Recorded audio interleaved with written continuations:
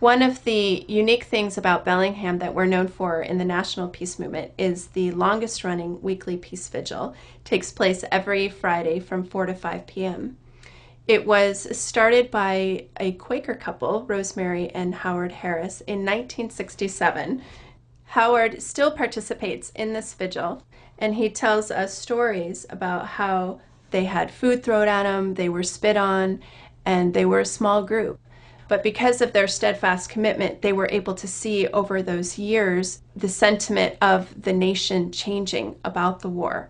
And more people would join in, and they had less negative feedback from the community. The vigil itself has transformed today into something different from the silent vigil that it was, into something that is very colorful today and boisterous and musical.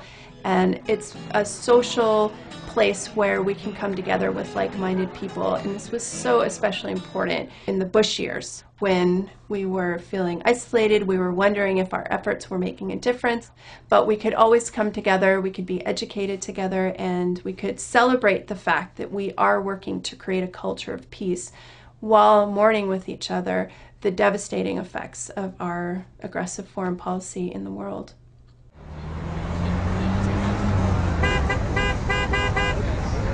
I'm against all wars. I don't drive a car.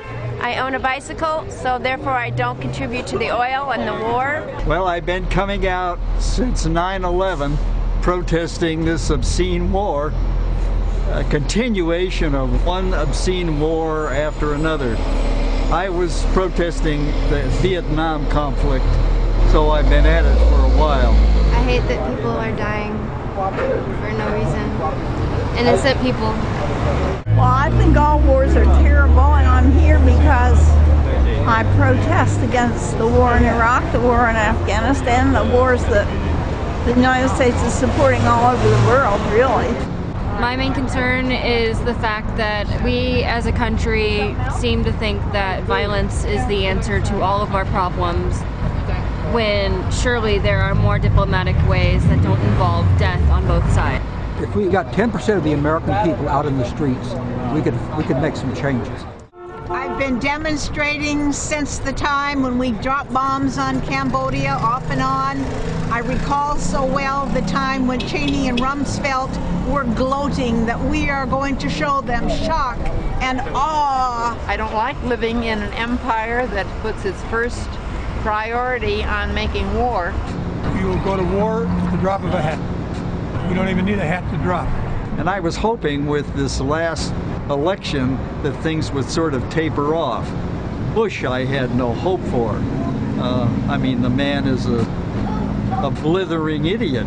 People being willing to stand up for what they believe and to speak out. Over there. That's great. It's maybe not changing the world, but it's telling the world, at least from my perspective, that this is not being done in my name. It's not being done in my name. That's why I come here.